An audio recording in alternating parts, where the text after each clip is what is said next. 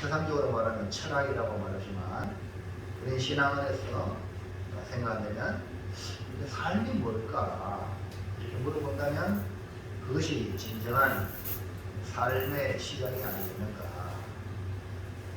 우리가 예수님을 만나기 전에는 내 육신의 이 정욕을 따라 살아왔습니다. 예수를 구주로 믿고 난 뒤에는 우리의 삶이 완전히 새로운 삶이 시작이 됩니다. 왜냐하면 그리스도 예수 안에서 우리는 새로운 피조물이 되었기 때문에 우리 신분이 달라진 거예요. 옛날에는 우리가 거지라면 이제는 우리는 왕자예요. 옛날에는 사람의 아들인데 이제는 예수 믿음으로 하나님의 아들이에요. 그럼 완전히 신분이 다르잖아요. 놀라운 축복의 신분이 되었기 때문에 삶이 달라지는 거예요. 대통령이 되기 전하고 대통령이 되고 난 뒤는 완전히 달라지는 거예요. 자, 고린도후서 5장 17절에 시작. 그런즉 누구든지 그리스도 안에 있으면 새로운 피조물이라. 이전 것은 지나갔으니 보라 새 것이 되었다. 그 예수 믿음으로 우리는 새로운 피조물이 되었다. 그러니까 예수 믿기 전하고 완전히 달라지는 이유는 우리의 정체성, 우리의 신분이 바뀌었다는 거예요. 그래서 이전에 세상을 바라보는 관점하고 이후에 믿음으로 난 뒤에 믿음 이후에는 세상이 완전히 달라져요.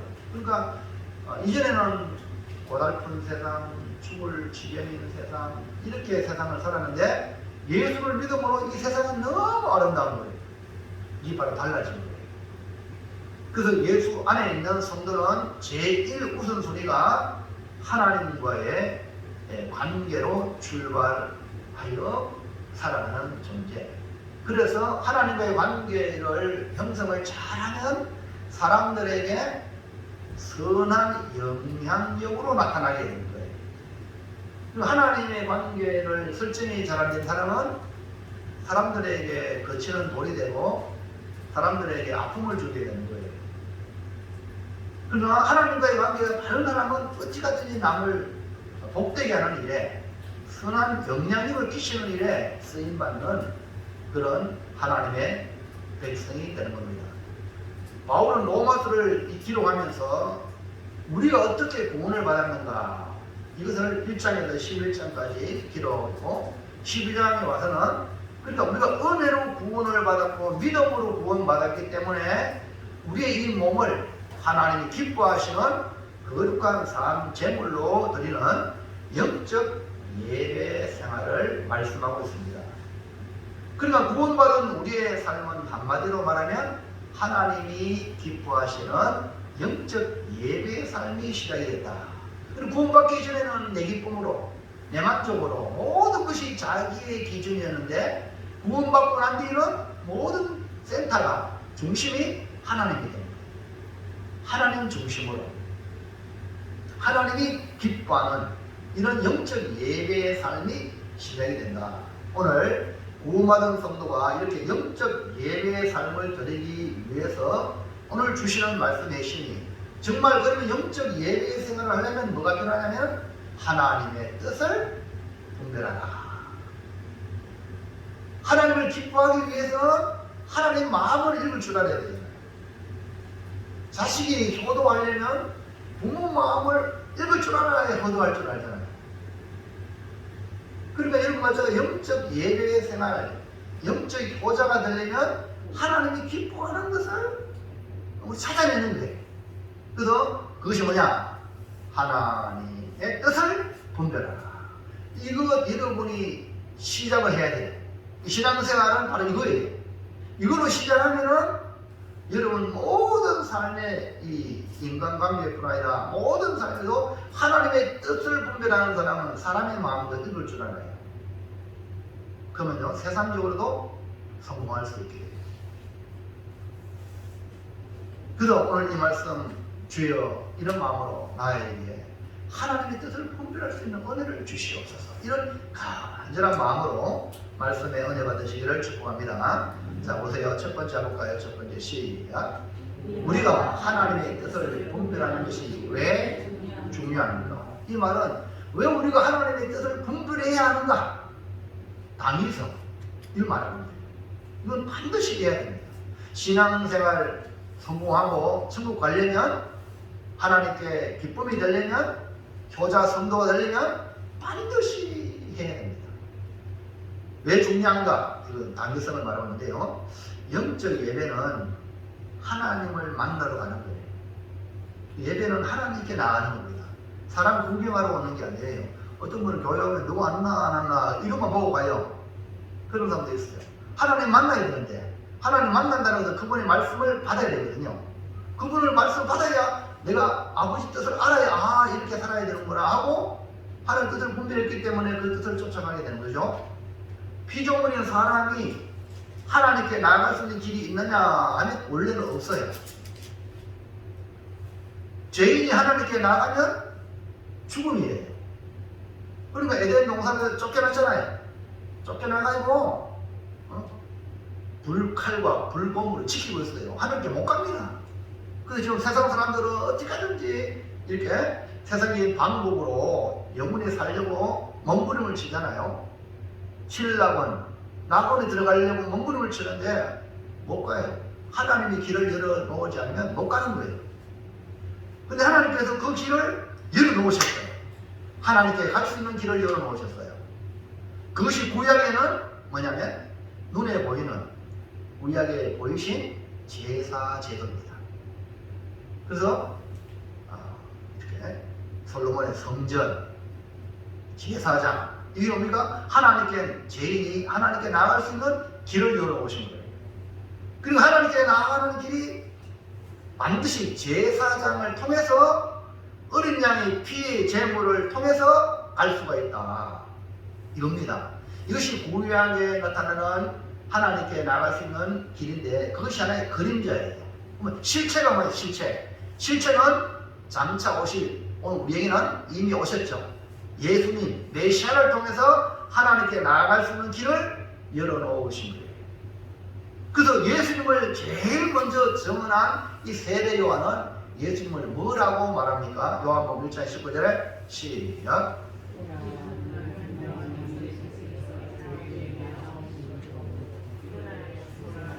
왼쪽, 이쪽에 그림 말고 시작. 이튿날 요한이 예수께서 자기에게 나오심을 보고 이르시되 보라, 세상 죄를 지고하는 하나님의 어린 양이로다. 이 밑에 세례 요한은 예수님 보고 보라, 세상 죄를 지고하는 하나님의 어린 양이다. 그러니까 이 세례 요한이 예수님을 세상 죄를 지고하는 어린 양이라고 말씀했어요. 다시 말해서 하나님께 나아갈 수 있는 유일한 길이 예수입니다. 그 세상 죄 안에 누구 죄가 있냐? 나의 죄도 있습니다. 나의 죄를 짊어지고 하시는 예수님. 그럼 예수님을 통해서만이 아버지께 갈 수 있다. 그럼 예수님이 세상 죄를 지고 십자가에 죽으실 때에 어떤 일이 일어났습니까? 자, 마태복음 27장 51절 시작. 이에 성소 휘장이 위로부터 아래까지 찢어져 물이 되고 땅이 진동하며 바위가 터지고, 성소 휘장이 위로부터 아래로 쫙 찢어졌어요. 옆에 보이죠? 찢어졌어요. 그 밑에 마가복음 15장 38절 시작. 이에 성소 휘장이 위로부터 아래까지 찢어져 물이 되리라. 그다음 마지막 누가복음은요, 성소 휘장이 한가운데 찢어지더라. 이렇게 찢어지는데 이 성소 휘장은 뭡니까? 이 제사장이 하나님께 지성소에 나아가서 백성들의 죄를 대신하여 어린 양 피를 들고 와서 속죄를 받는 그 지성소에 들어가는 길이에요. 근데 휘장을 지나는데 그 휘장이 쫙 찢어져요. 이 찢어짐은 주님이 죽으심과 함께 성소 휘장이 찢어졌다. 이것은 주님이 죽으심으로 아무나 못 들어가는 그 길을 찢어짐으로 들어갈 수 있는 길을 열어놓았다.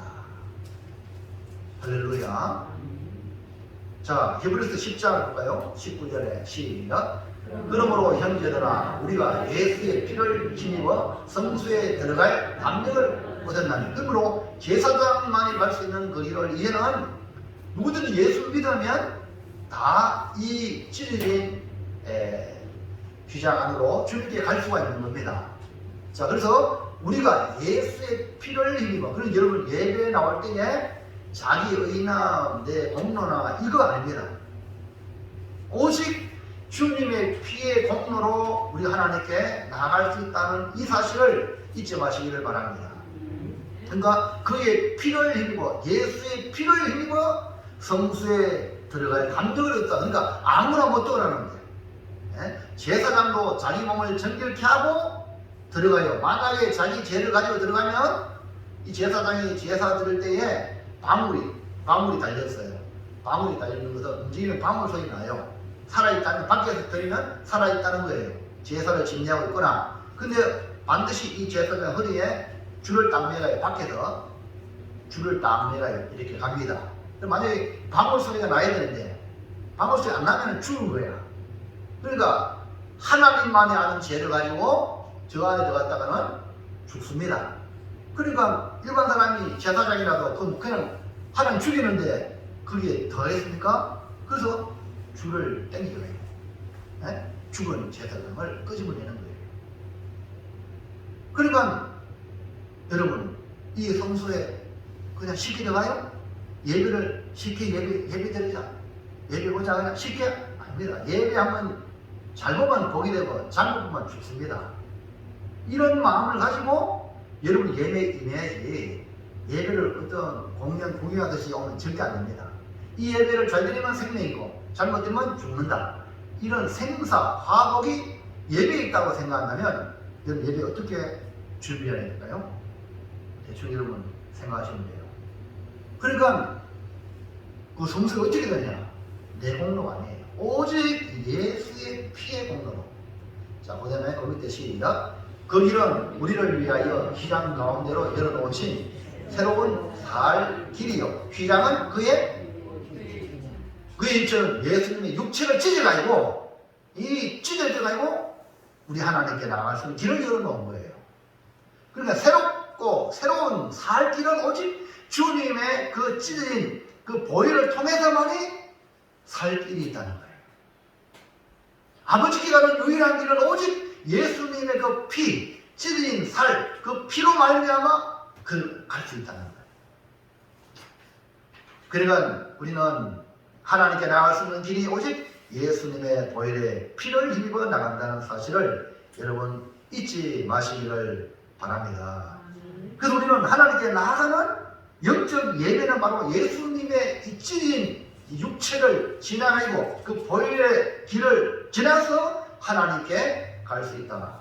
자, 로마서 12장 1절 시작. 그러므로 형제들아 내가 하나님의 모든 자비하심으로 너희를 권하노니 너희 몸을 하나님이 기뻐하시는 거룩한 산 제물로 드리라. 이는 너희가 드릴 영적 예배이다. 그러므로 구원받은 자만이 하나님께 나아가 영적 예배를 드릴 수 있는 특권을 얻게 됩니다. 그렇다면 하나님께 영적 예배를 드리는 자로서 가장 중요한 자세가 뭘까? 영적 예배를 드리는 자가 어떤 마음의 자세로 나아가야 되느냐? 바울은 구원받은 성도들이 이 영적 예배를 드리기 위해서 무엇보다 중요한 것이 뭐냐면 하나님의 뜻을 분별하는 것이다. 뭐라고요? 하나님의 뜻을 분별하는 것. 그래서 우리 시선이 예배 드릴 때 시선이 하나님께 고정되어 있어야 돼요. 여러분 대통령 앞에서 저 북한에 한번 보세요. 김정은이 무슨 이렇게 TV 한번 그림 보여주잖아요.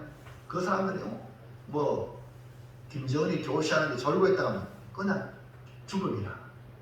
그들이 완전히 그러니까 저 북한은요 교묘 교 김일성 교로 만드는데 이 북한이요 기독교의 방식을 그대로 땄단 말입니다. 이해하시면 안 됩니다. 그러니까 그들이 박수를 칠 때도요 그냥 기가 아닙니다. 열렬히 치는 거 있죠. 종교이 종교. 여러분이 우리 하나님을 향한 이 예배가 저 북한보다 100배 나아야 됩니다. 요한계시록 여러분 한번 보십시오. 24 장로가요 이 자기의 멸류관 이걸 던집니다. 이 공로는 주님의 것입니다. 그렇게 하나님께 찬양하는 거예요. 그러니까 예배 시간에 존다, 예배 시간에 딴짓한다, 견눈질한다, 절대 안 되는 거예요. 뭐 뒷속말한다, 이거 안 되는 거예요. 이 예배 경건하지 못한 현실이란 말이에요. 그럼 우리가 이제 여러분 가시에서 인사합시다 이런 거는 이제 인사를 유도하기 때문에 괜찮지만 우리가 그만큼 하나님의 말씀에 집중해야 된다는 거죠. 이해가시겠죠? 그러니까 가장 중요한 자세가 뭐냐면 하나님 앞에 하나님의 뜻을 분별하는 거. 그러니까 주님의 뜻이 무엇인가? 공부 잘하는 학생은 선생님이 가르칠 때 그 분별할 때 이거 눈을 안 뗍니다. 집중하는 겁니다. 그러니까 수업 시간만 잘하면 솔직히 선생님이 문제를 내잖아요. 문제를 자기 가르치는 것 중에 문제 내는 거예요. 그러니까 수업 시간만 집중하면 100점 맞습니다. 근데 우리가 하나님 말씀에 이 뜻이 무엇인지 분별 안 하고 그냥 교회 왔다 갔다 한다? 그럼 시험을 한다면 빵점 맞겠죠. 맞죠? 하나님의 뜻과 전혀 상관없는 답을 쓰면 그건 빵점 아닙니까? 그래서 여러분 신앙생활을 영적 예배를 드린다면 여러분 민감하게 하나님 뜻이 뭘까? 그 여러분 매일 삶 속에서도 영적 예배를 했잖아요. 거룩한 산점을 드리는. 그러니까 살아가면서 가정에서 직장에서 항상 하나님의 뜻이 뭔가 이 분별할 수 있는 능력이 있기를 주의 이름으로 축복합니다. 보통 어려운 게 아닙니다. 이 하나님 뜻 맞나? 이걸까? 저걸까? 이것이 우리가 고민하는 신앙생활의 고민이에요. 하나님께 나아가 영적 예배를 드리기 위해서 무엇보다 중요한 것이 뭐냐? 하나님의 뜻을 분별하는 것, 하나님의 뜻을 분별해내는 것. 그래서 바울은 뭐라고 말합니까? 하나님의 뜻을 분별하도록 하라 하고 명령형으로 말씀했어요. 2절에 말하고 있잖아요. 분별하도록 하라. 명령. 그러니까 이 명령을 잘 받으셔서 이제부터 여러분 삶에 하나님의 뜻을 찾는 지혜로운 성도가 되기를 주의 이름으로 축원합니다. 자, 둘째, 시작. 하나님의 뜻을 분별하려면 선행해야 하는 일이 무엇인가? 이제 하나님의 뜻을 분별해야 하는 영적 예배 생활을 하려면 가장 중요한 하나님의 뜻을 알아야 되는구나, 분별해야 되는구나 라고 당위성을 발견했다면 그러면 그 하나님의 뜻을 분별하는 데 선행해야 될 선행 조건이 있어요. 선행해야 될 게 뭐냐? 영적 예배자로서 하나님께 나가려면 무엇이 선행해야 되느냐? 하나님께서 열어놓으신 길, 예수님의 육체를 찢어가지고 그 보혈의 피로 새로운 살 길을 여셨다고 했죠. 그 휘장이 바로 예수님의 육체라고 말씀했잖아요. 그러므로 예수님의 보혈을 통해서 하나님께 나아가는 길을 여시는데 그 길을 지나가기 위해서 우리가 하나님의 뜻 1차적으로 우리가 걸어가는 이 길이 보혈의 길이에요. 무슨 말 이해합니까? 내 공로가 전혀 아니에요. 주님의 피 흘려가지고 이 새로운 살 길을 열어놓았다는 거예요. 그러니까 이 길을 걸어가면서 하나님의 뜻이 뭘까? 하나님이 왜 나는 아무 잘한 것도 없는데 나 같은 죄인을 죄 없으신 예수님 하나님 아들이 피 흘려서 나를 이 살 길, 생명의 길로 인도할까? 여러분 자신에게 한번 물어보시란 말이에요. 왜 나 같은 거 세상에 나보다 100번 나은 사람들이 얼마나 많은데 나 같은 거를 주의 이름을 삼았을까? 하나님 손해보는 게 아닌가? 더 좋은 사람이 얼마나 많은데 그러면서 하나님의 목적이 뭘까? 하나님의 뜻이 뭘까? 이렇게 계속 하면요. 그러면요. 겸손할 수밖에 없어. 그러니까 우리가 그 뜻을 분별하는 거 이게 너무너무 중요해. 하나님의 뜻을 분별하기 위하여 그러면 어떻게 우리가 분별하는 걸 알기 위해서 선행해야 되는 게 뭐냐면 우리의 마음을 오직 마음을 새롭게 함으로 변화를 받는 겁니다. 변화를 받는, 내가 변화하는 게 아니고 변화받는 거예요. 그러니까 여러분이 은혜를 많이 받으면 자연스럽게 변화를 받게 되어 있어요. 나 같은 경우 뭔데 하나님이 하나님의 자녀 삼아주시고 이 보혈의 길을 지나서 아버지 품에 안기고 이 보혈의 길을 통해서 영원히 살 영생의 길을 주셨을까? 나 같은 거 아무것도 아닌데 이걸 깨달으면 뭐예요? 마음에 변화가 일어나요. 나쁜 짓 안 해야지. 자동으로 일어나게 됐어요. 변화를 받게 됐어요. 할렐루야. 여러분에게 막 이렇게 은혜를 누가 100%를 주고 누가 여러분 도와주면 그 사람에게 어떤 마음이 듭니까? 미안한 마음 들고 고마운 마음이 들고 뭔가 이렇게 마음이 변화가 일어나요. 그 사람은 이전에는 아이고 저 사람은 내가 그전에는 잘못 봤는데 아 저 사람 저렇게 착한 사람이구나 저렇게 좋은 사람이구나 내가 스스로 변화를 받는 거예요. 아멘입니까? 그러니까 우리가 하나님의 뜻을 분별하기 위해서는 그 은혜를 통하여 그 보혈의 은혜를 통하여 우리의 마음을 새롭게 함으로 변화한다. 그러니까 우리가 주체가 되어 변하는 것이 아니라 우리는 그냥 변화받는 거예요. 자, 지금 날씨 춥잖아요. 날씨 추우니까 나도 모르게 막 옷을 막 끼어 있는 거예요. 날도 막 펴고 할렐루야. 변화를 받게 되는 거예요. 날씨 더우면 어떻게 합니까? 나도 모르게 더우니까 옷을 막 벗고 시원하게 하려고 해요. 이거 아시죠? 그럴 것 마찬가지예요. 그러니까 여러분 은혜를 받으면 자연스럽게 마음의 변화가 일어나게 돼 있어요. 그래서 누가 우리를 변화시키냐? 여러분 누가 변화시킬까요? 내가 결단하리라, 내가 결심하리라. 우리 작심 삼일 들어봤죠? 네, 우리가 하는 건요 한계가 있습니다. 안 됩니다. 그럼 누가 변화시켜야 되죠? 누가요? 네. 예수님께서 하늘로 올라가시면서 내가 너희와 세상 끝나까지 함께한다 하면서 주신 분이 누구라고요? 뭘 보내주겠다? 그렇죠. 성령을 보내주겠다. 내가 가는 것이 더 낫다.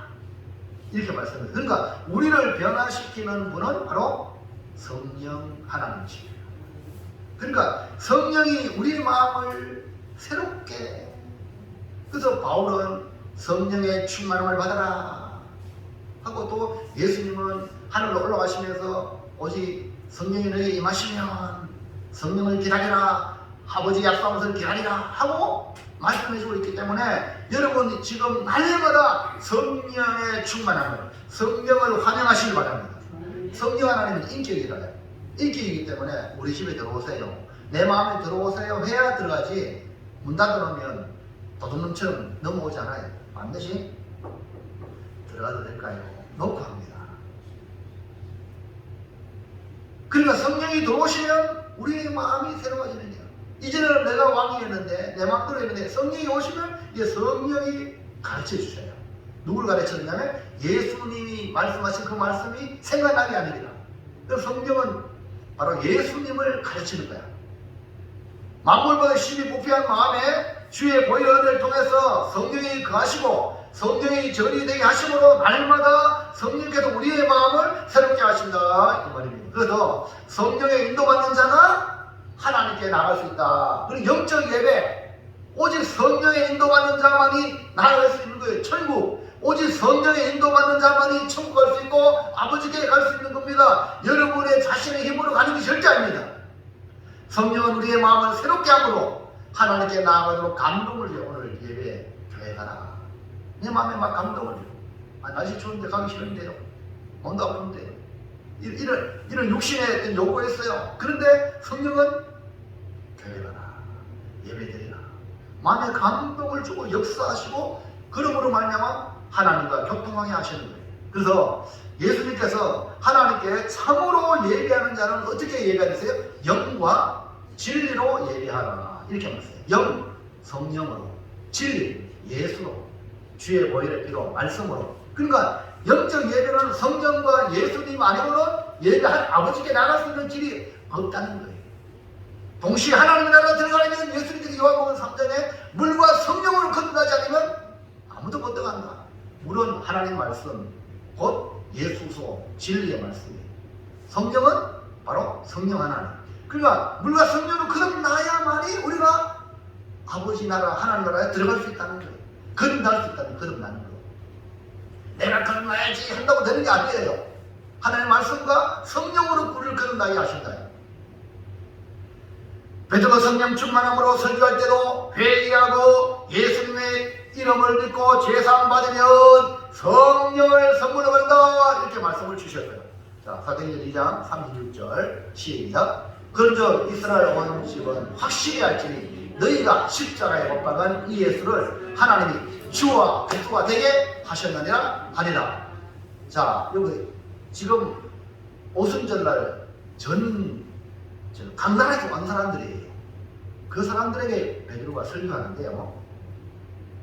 예수님 못 박은 사람은 로마 공명이고 대제사장, 사두개인, 바리새인, 서기관, 백성의 장로 이런 교권주의자들이 중심에가 예수님 못 박았거든. 그런데 주님의 못 박아 죽으심은 우선 눈에는 그렇게 보이지. 가라미다가 배신하고 팔아버려서 그렇죠? 그런데 그게 아니에요. 그건 나타나는 길이 실제는 뭐냐면 보세요. 너희가 십자가에 못 박은 이 예수를 누가 못 박았어요?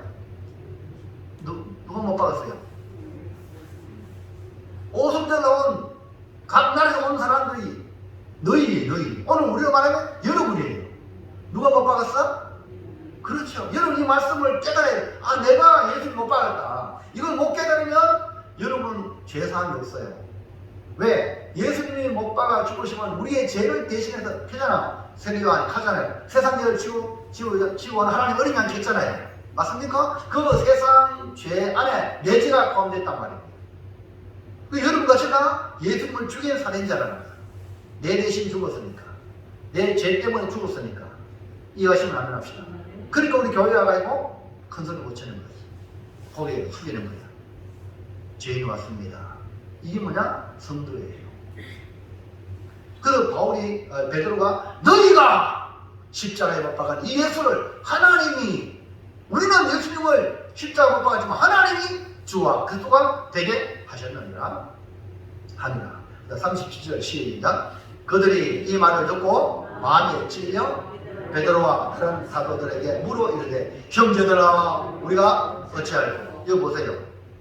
베드로가 너희가 아니 예수님과 상관없는데 그냥 우리는 오순절날 유대교에 즐기따라 왔는데 너희가 베드로가 성령 충만해가지고 말씀을 하니까요. 이 말을 받은 사람들이 마음이 찔렸어요. 이 말씀을 듣고 마음이 찔림받은 복입니다. 성령이 여러분을 깨닫게 해주는 거예요. 아, 내가 나쁜 놈이구나. 마음의 찔림을 받으면요 즉각 회개하십시오. 그게 살길입니다. 사랑하니까 찔러주는 거야. 아멘? 그래서 보세요. 찔려! 베드로와 다른 사도들에게 물으되 형제들아 우리가 어찌하노? 근데 스데반의 설교를 들었던 유대인들은요 많이 찔리는데 돌 들고 스데반을 죽였죠. 근데 이 사람들은요 마음에 찔려요. 형제들아 우리가 어찌하노? 이랬어요. 그래서 그 다음에 보세요. 베드로가 시작. 베드로가 이렇게 너희가 회개하여 각각 예수 그리스도의 이름으로 세례를 받고 죄사함을 받으라. 그리하면 성령의 선물을 받으리니. 마음이 찔려 어찌할까 할 때 그래요. 회개하면 됩니다. 예수 이름으로 세례 받으면 됩니다. 그럼 죄사함 받습니다. 그럼 또 뭘 선물 받는다? 성령을 선물로 주신다. 여러분 이 놀라운 복음이에요. 여러분 말씀을 들어올 때에 마음이 찔림 받는 그 사람은 큰 복입니다. 왜? 성령의 선물을 주기 위한 하나님의 놀라운 방식이다. 그러므로 성령께서 마음을 지금 베드로도 성령이 역사했고 그 형제를 어찌할꼬 하는 그 사람들도 성령이 마음을 움직였단 말입니다. 에? 마음이 찔렸다는 것은 성령이 움직였단 말입니다. 그러니까 성령의 움직임에 받아들이니까 그들이 지금까지 지난날 내 방식에 따라 살아왔던 그 모든 삶을 버리고 성령을 받고 나니까 완전히 이제 달라지는 거예요. 어떻게 달라지냐? 41절까지 2장 41절 시작. 그 말을 받은 사람들은 세례를 받음에 이날에 신도의 수가 3천이나 더하더라. 분명히 말했잖아요. 회개하고 예수 이름으로 세례를 받으라. 순종하잖아. 순종했잖아요. 맞죠? 그들이 누굽니까? 그 말을 받은 사람들. 그래서 여러분 설교 시간에 말씀을 받으면 뭐가 나옵니까? 순종이 나오게. 말씀을 받은 대로 순종하게 되는 거예요. 말씀을 안 받으면 순종할 게 없거든요. 말씀을 받으시기 바랍니다. 자, 그 다음 보세요. 시작. 그들이 사도의 가르침을 받아 서로 교제하고 뜻을 떼면 오로지 기도하기를 힘쓰리라. 자, 각 나라에서 왔던 그 사람, 오순절로 왔던 각 지에서 왔던 사람들이 이 베드로의 설교를 듣고 그 말을 받아서 세례받고 그 다음에 바로 그들이 사도의 가르침을 받았다. 이 말입니다. 그러니까 이 베드로가 전한 복음을 받은 이 사람들이 세례받고 사도의 가르침을 받아서 그들이 뭐냐? 초대 교회가 되는 거예요. 그 교회는 세상에서 부름받은 무리거든요. 그러니까 여러분이 교회 말씀을 받은 자가 교회란 말입니다. 아멘입니까? 세상에서 불러 모아서 말씀을 받은 여러분이 교회예요. 그러니까 사도의 가르침은 뭘 말하느냐? 예수님의 가르침이에요. 예수님의 가르침, 즉 복음을 말하는 거예요. 그러니까 성령이 가르치는 것은 예수님의 말씀을 베드로를 통하여 말씀해 주신 거예요. 그러니까 또 이 3,000명은 그 사도의 가르침은 바로 예수의 말씀을 받아들이는 거예요. 성령을 받은 사람들은 그래서 이전의 삶이 아니라 새로운 삶의 길을 인도받는데, 이전에는 내 마음대로 살았는데 이후는 이제 새로운 살 길, 즉 예수님의 가르침을 받아 성령의 인도받는 삶을 산다. 그것이 바로 성령으로 가르치는 사도의 가르침이라는 말씀입니다. 하나님께 나아가는 자는 이렇게 성령으로 날마다 우리의 마음을 새롭게 함으로 변화를 받아 변화받은 사람들의 가치관은 완전히 달라져요. 이전에 좋았던 것 싫어져. 세상락 싫어져. 예수님을 향한 그 마음이 좋아져. 그쪽으로 가치관이 변화가 일어나는 겁니다. 이전에는 내 욕심을 따라 가치관이 세워졌다면 성령의 인도받은 사람은 이게 내 욕심이 아니라 하나님의 뜻이 무엇일까? 하나님의 뜻이라는 가치관으로 옮겨집니다. 그러니까 아무리 내가 원해도 이것이 하나님의 뜻입니다 하면 내가 원하는 걸 포기할 줄 알아요. 그래서 초대교회 성도들이 이 기교한 목숨도 순종할 수 있는 것은 내 욕심을 살고 싶지요. 그러나 아버지의 뜻은 믿음으로 죽는 거예요. 거기에 내가 순종하는 거예요. 그리고 가치관이 완전히 달라지거든. 그 가치관이 뭐냐? 아버지의 뜻이 살든지 죽든지 뜻대로 하소서. 이게 완전히 달라지는 거예요. 이게 성도예요. 성령으로 인도받는 사람은 이렇게 달라지는 거예요. 매사에 하나님의 뜻을 찾게 됩니다. 하나님의 뜻이라면 불 속에라도 들어가서 복음을 전하는 거예요. 하나님의 뜻이라면 내가 이 십자가의 쓴 잔을 마시겠나이다. 예수님 그랬잖아요. 쓴 잔을 마시고. 복음의 세계로 전파되는 일은 성령이 인도하시는 결과죠. 성령이 우리 마음을 변화시켜서 이 마음을 변화시키면 복음을 전해야 되지. 우리 가족, 우리 친정, 친구, 내가 오늘 가서 복음을 전해야 돼. 이런 성령께서 마음의 감동을 막 줘요. 그래서 세계 복음화가 지금 계속해서 일어나고 있는 거예요. 성령이 복음을 전하게 하신단 말이에요. 아멘입니까? 이런 마음에 내가 저 사람 전도해야지. 이 마음을 누가 주신 거예요? 성령이 주신 거예요. 오늘 우리가 성령으로 변화를 받을 때에 우리가 귀하게 쓰임받는 주의 일꾼이 되는 줄로 믿습니다. 그러므로 성령으로 우리의 마음을 새롭게 변화받음으로 하나님의 뜻을 분별하는 선행 조건이 된다. 그러니까 내가 내 머리로 하나님의 뜻을 발견할 수 있는 게 아니에요. 성령으로 우리의 마음을 변화받으면 우리 마음이 변화받아 하나님의 뜻이 환하게 보이게 된다. 자, 마지막 세 번째. 시작. 하나님의 뜻을 분별하기 위해 어떻게 해야 합니까? 구체적으로 오늘 주시는 말씀 보면 분별하기 위한 몇 가지가 있습니다. 선행 조건은 성령으로 변화받아서 영적 예배에 할 수 있다 됐죠. 그러면 하나님의 뜻을 분별하는 세 가지 기준을 말씀해 주고 있는데, 자, 로마서 12장 2절 보세요. 시작. 너희는 이 세대를 본받지 말고 오직 마음을 새롭게 함으로 변화를 받아 하나님의 선하시고 기뻐하시고 온전한 뜻이 무엇인지 분별하도록 하라. 이게 하나님의 뜻을 분별하기 위하여 하나님이 가지고 계시는 세 가지 성품이 있습니다. 세 가지 성품을 주목하라. 그게 뭐냐? 하나님의 선하시고 기뻐하시고 온전하신 뜻이 무엇인지 분별하도록 하라 했잖아요. 그게 뭡니까? 1번. 시작. 이것이 하나님의 선하신 뜻인가? 여러분이 하는 그 일이 이게 하나님의 선하신 뜻인가? 질문을 해봐요. 질문. 그냥 막무가내로 하는 게 아니고 내가 좋다고 하는 게 아니라 이거 진짜 하나님의 선하신 뜻인가? 질문. 자, 보세요. 왼쪽에는 많은 사람들이 막 가고, 오른쪽에는 소수한 사람이 가죠? 지금 이 민주주의 시대는요, 다수결의 원칙이 있어요. 여론 알죠? 몇 퍼센트가 막 올라가고 내려가 있다가, 대통령 후보가 희비가 엇갈리거나. 그러니까 사람들이 많이 보는 거네. 거기가 좋은 줄 알고 사람들이 쫓아가는 거예요, 세상은. 그런데 우리는 그 기준이 아니라, 여론이 아니라, 뭐라고요? 하나님의 선하신 뜻인가? 이것이 만나세요. 이걸 여러분 찾아야 돼요. 사람들이 다 저리 가도 저건 하나님의 선한 뜻이 아니라면 나는 너 하나님의 선하신 뜻을 향한다. 이게 뭐냐? 성도가 가는 길이에요. 우리가 이 길 가야 생명과 영생과 복이 됩니다. 쉬운 일일까요? 쉽지 않습니다. 왜? 저 무지를 가는데 나 홀로 외로운 길을 걸어간다는 건 쉬운 일이 아니에요. 여기 하나님의 성품은요, 선입니다. 선은요, 선 반대가 뭐죠?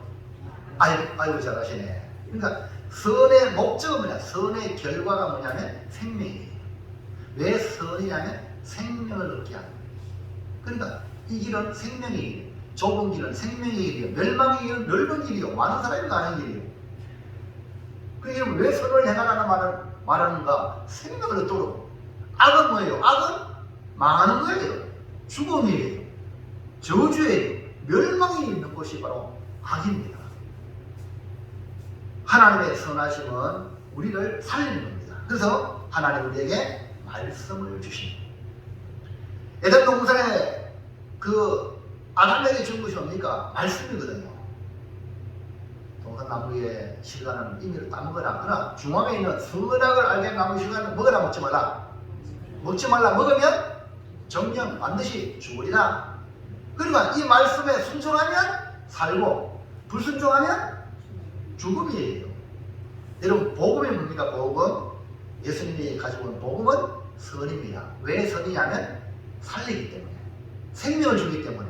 여러분 이제 연세 높으신 분은 그 생명을 떠나겠죠. 저도 누구나 다 떠나가요.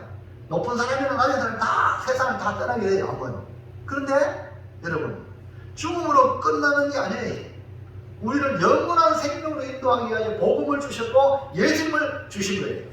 할렐루야. 그렇기 때문에 복음을 전하라는 것. 그러니까 복음을 전하는 게 뭐냐? 선을 행하는 거예요.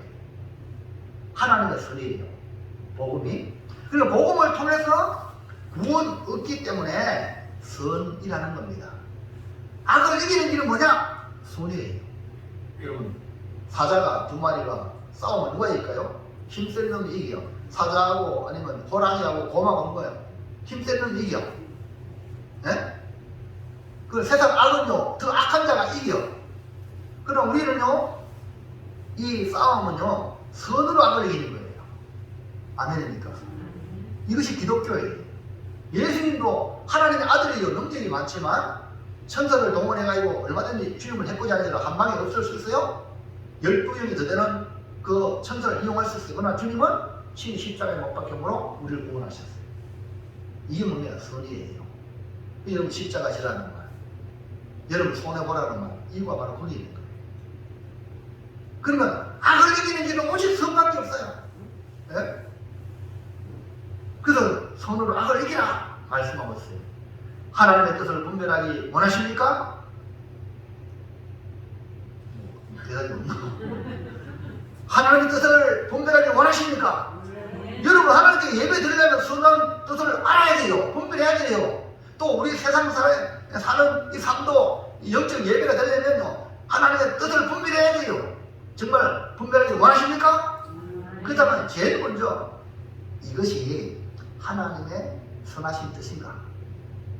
이걸 물어봐요. 아니면 내가 원하는 건가? 그 하나님이 기뻐하는 건가? 하나님의 선하신 뜻인가? 이거 하나님의 선하심은 생명의 역사가 있습니다. 구원이 있습니다. 결국은 뭡니까? 다 잘해요. 이걸 갖다가 윈윈, 너도 이기고 나도 이기는 길. 그 여러분, 나는 이기고 남은 안 되게 하는 거, 이건 세상적인 방법이에요. 우리 기독교는요, 나도 잘 되고 너도 잘 되고. 다 이기는 게 뭐냐? 선이에요. 할렐루야. 이것이 바로 우리를 향하신 하나님의 뜻입니다. 그래서 여러분 항상 이것이 하나님의 선하신 뜻인가 질문을 던지세요. 그 다음에 이걸로 끝나지만 또 하나 넘어가서 시작. 이것이 하나님이 기뻐하시는 뜻입니다. 어느 문을 들어야 될지, 어디로 들어가야 될지, 이게 하나님이 이 길이 하나님 기뻐하시는가, 하나님 기뻐하시는 뜻인가를 물어야 돼요. 이거 분별하는 능력이라고 그랬죠. 이거 오늘 말씀 잘 들으면 여러분 절대 헛다리 안 잡혀요. 후회함이 없는 길을 걸어갈 수 있어요. 사람들은 자신의 기쁨을 찾으려고 하니 기쁨이 점점 멀어집니다. 아까 찬송 불렀죠. 기쁨의 근원 되시는 예수를 위해 삽시다. 예수를 위해 사는 게 기쁨을 얻는 길이거든요. 기쁨의 근원인데, 근데 주님 뭐래요? 나를 따르거든 자기씩 떨어지고 자기를 부인하고 자기씩 떨어지고 나를 따르라고 그랬고요. 그러니까 힘든 거예요. 우선 그러나 그게 기쁨의 길이라는 말입니다. 그 진정 기쁨이 우리에게 임하는 길은 하나님의 기쁨을 찾는 거예요. 내 기쁨을 찾는 게 아니고 내가 좋아하는 걸 찾는 게 아니라 하나님이 기뻐하는 걸 찾아라 이 말이에요. 하나님이 기뻐하는 길이라는 것이 뭐냐? 우리가 영원히 기쁨을 누리는 길이에요. 그래서 성령으로 인도하는 사람은 하나님의 기쁨을 찾기에 하나님의 뜻을 이룰 수가 있는 것입니다. 여러분 구약의 솔로몬 보십시오. 솔로몬이 왕이 되었을 때 나는 왕이 되었으니까 막 거들먹거리고 그런 게 아니에요. 1000번째로 하나님 앞에 제사를 드립니다. 그리고 하나님을 사랑합니다. 이 솔로몬이. 그래서 1000번째 들 때에 하나님 그에게 꿈에 나타나가지고 솔로몬아 내가 네게 뭘 줄고 주님 물었어요.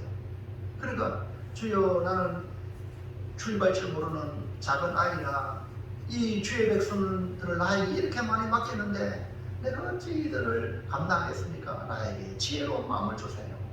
그래서 한 사람도 억울함이 없도록 나에게 지혜를 주세요. 그렇게 주의 백성을 위해 지혜를 구했단 말입니다.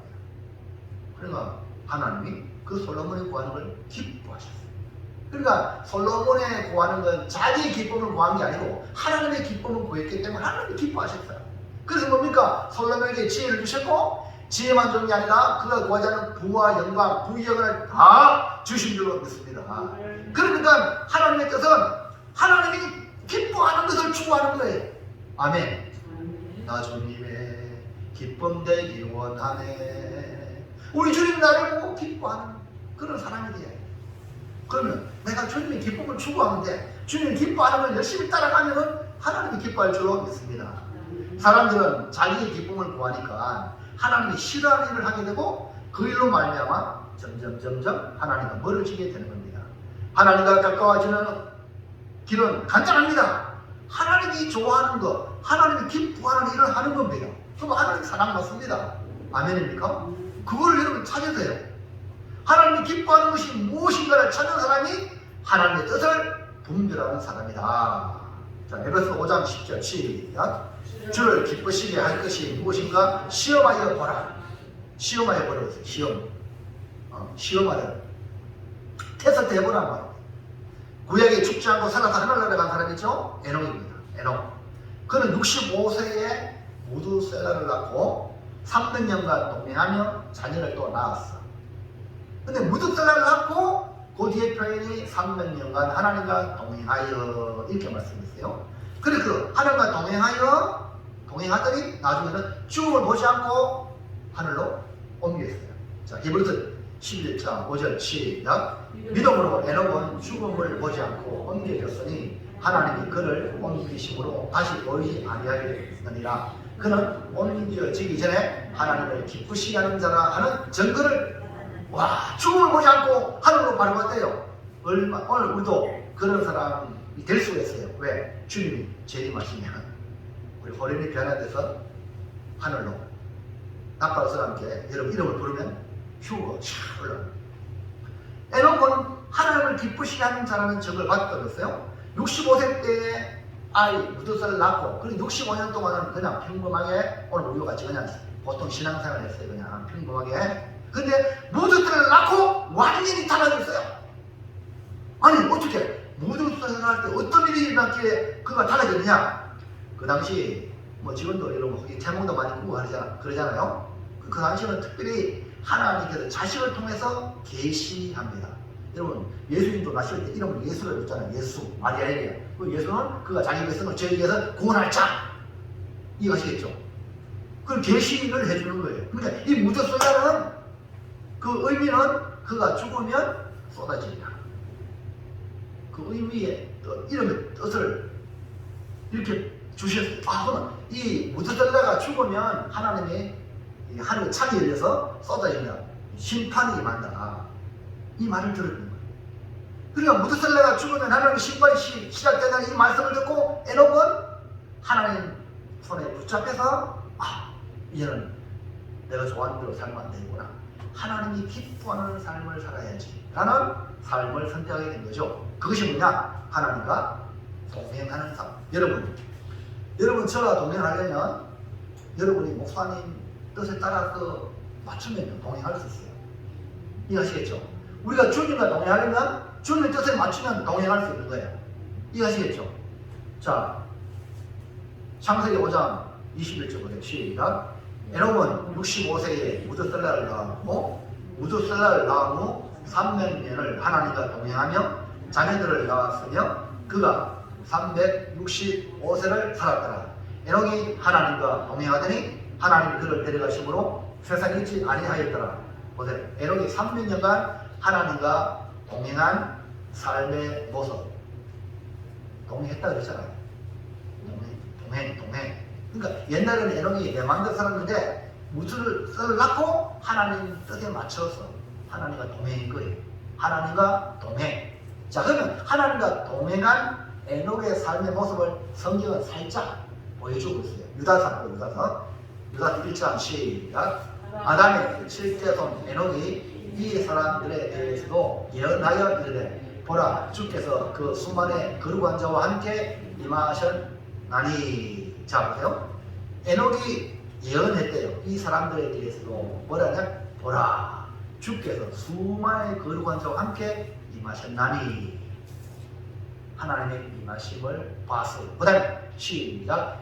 이는 무사람을 심판하사 모든 경건하지 않는 자가 경건하지 않게 행한 모든 경건하지 않은 일과 또 경건하지 않은 죄인들이 주를 거슬려 한 모든 완악한 말로 말미암아 그들을 정죄하려 하심이라 하였느니라. 여기 보세요. 에녹 당시의 사람들은 한마디로 말하면 경건하지 않은 사람들이에요. 그러니까 경건하지 않은 자들이 뭐합니까? 경건하지 않은 일을 하는 거야. 맞죠? 경건 안 하니까 경건 안 하는 일을 하는 거예요. 그 다음에 경건하지 않은 죄인들이 뭐합니까? 주를 거슬려 주의 말씀과 반대되는 말이에요. 거슬린다는 말이에요. 그래서 완악한 말로 그렇기 때문에 하나님의 심판이 경건하지 않은 일, 완악한 말로 말미암아 하나님의 심판이 임할 것이다 하고 이 에녹이 회개하라 하고 말씀을 전해줍니다. 깨닫도록. 그리고 동시에 이 말씀을 에녹이 전하니까 에녹은 어떤 삶을 살까요? 당연히 에녹은 경건한 삶을 선택하니까 누가 동행해? 하나님과. 그리고 그 당시에 유행에 따라 사람 따라 그렇게 살지 않냐고 하나님과 동행하는 삶을 살았으니 하나님 그를 데리고 가시더라고요. 우리가 하나님 기뻐하는 것을 찾는 이유가 바로 하나님의 뜻을 분별하여 하나님과 동행하는 거예요. 하나님과 동행하는 사람이 하나님 뜻과 전혀 상관없이 내 마음대로 하면서 무슨 하나님과 동행하는 거예요? 아니잖아요. 그러니까 하나님 뜻을 잘 알아야 그분과 동행하는 거예요. 오늘 우리는 아버지의 기쁨이 되신 예수를 위해 사는 것이 예수를 위해 사는 것이 뭐냐? 아버지 하나님을 기쁘시게 하는 거예요. 그러니까 기쁨의 권능 되시는 예수를 위해 이것이 뭡니까? 하나님을 기쁘시게 하는 그 영적 분별력이에요. 그 여러분 매사가 예수님이 기뻐하는 일을 하는가? 여러분 체크하시라고. 이 일을 우리 예수님이 기뻐하는가? 한번 물어보세요. 아멘입니까? 그게 아니다 싶으면 강하게 끌어버리세요. 이거 생각이 없으면요 그냥 마귀가 유혹한 대로 끌어간다니까. 우리 주님 다시 오십니다. 그렇기 때문에 다시 오실 주님 앞에 우리가 어떻게 하나님이 기뻐하는 뜻을 찾아야 되겠습니까? 3번 시작. 이것이 하나님의 온전하신 뜻인가? 예, 물어야 합니다. 그러니까 우리 하나님은 온전하신 분이거든요. 그러니까 하나님은 내가 온전하게 해도 온전하라. 우리 하나님 자녀니까 하나님이 내게 요구하는 거예요. 그 온전함은 오직 믿음으로 사는 거예요. 자, 하나님의 길이 있고 나의 길이 있어요. 요건요 고난을 통하여 더 온전함으로 나갔어요. 욥이 정말 믿음의 사람이잖아요.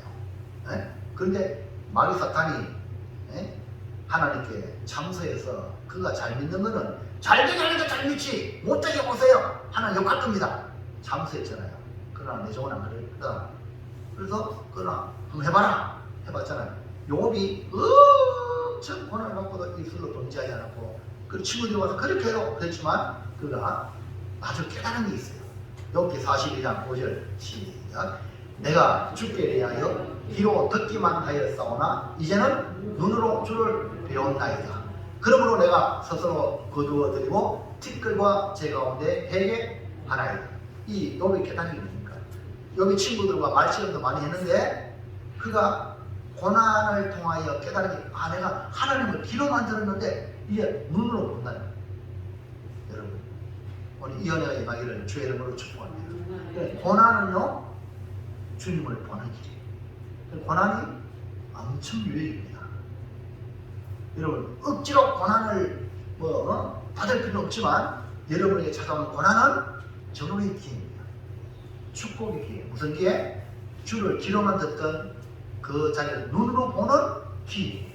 그래서 이 욥이 친구들과 막 담론을 했던 이것들을 다 걷어들이고 회개합니다. 근데 고난을 통하여 욥이 정말 경건한 사람인데 고난을 통하여 또 더 정결하게 자신을 회개합니다. 여러분 고난 받을 때 회개하시면 갑절의 복을 받을 줄은 믿습니다. 남 탓하지 말고 환경 탓하지 말고 그냥 하나님 내가 죄인입니다. 자기 잘못을 찾으세요. 그리고 하나님께 회개하세요. 그러면요 여러분은 갑절로 하나님이 여러분을 축복의 길로 인도할 줄을 믿습니다. 그래서 요거는요 갑절의 복을 받은 거예요. 그게 딴 게 아니라 저거 회개가 아니다. 하나님을 보니까 여러분 내가 몰라서 하나님을 저 멀리서 봤을 때는 내가 엄청 의인 같지만 가까이 가면요 내가 너무 나쁜 놈이라. 여러분 지금 이 불빛보다 태양빛보다 더 우리의 모습이 정나라해 보이거든요. 마찬가지예요. 하나님께 더 가까이 가면 갈수록 내가 죄인이구나. 그러니까 사도 바울이 그가 고백한 내가 죄인 중에 괴수입니다 이 말은 주님께 너무너무 가까이 가니까 고백되는 거예요. 그러나 주님께 멀리 있는 사람은 이 고백이 안 나와. 내가 뭔 죄 졌다고 나는 이만하면 뭐 깨끗한데 이런 소리 하거든. 이 사람은 주님께 너무 멀리 있는 사람이야. 자 요셉 보세요. 요셉 형들로 말하면 축구를 하다가 종으로 팔려 17년 동안 종살이하고 옥살이에 있잖아요. 그러고 난 뒤에 애굽의 총리가 됐죠. 그리고 이제 형들이 양식을 얻으러 왔어요. 그때에 이 요셉이 어떻게 했습니까? 창세기 45장 5절 시작. 당신들이 나를 이곳에 팔았다고 해서 근시와에 맞서서 한탄하지 마소서. 하나님이 생명을 구원하시고 나를 당신들보다 먼저 아니 솔직히 나를 죽이려고 했다가 종으로 팔아버리고 17년 동안 고생했단 말입니다. 여기 그 아버지가 사랑받던 요셉이.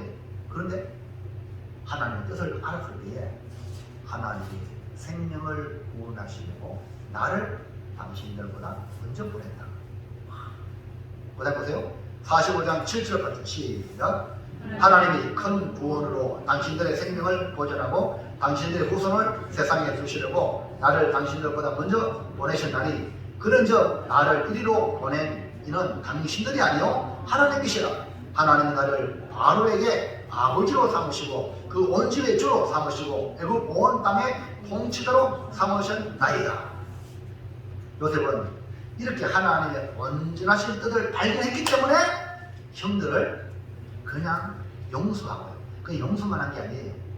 그 아버지 요셉을 중심하여 자기 형들의 가족들을 봉양했어요. 애굽의 가장 좋은 땅, 고센 땅에다가 잘 먹고 잘 살죠. 할렐루야. 이게 온전한 일이에요.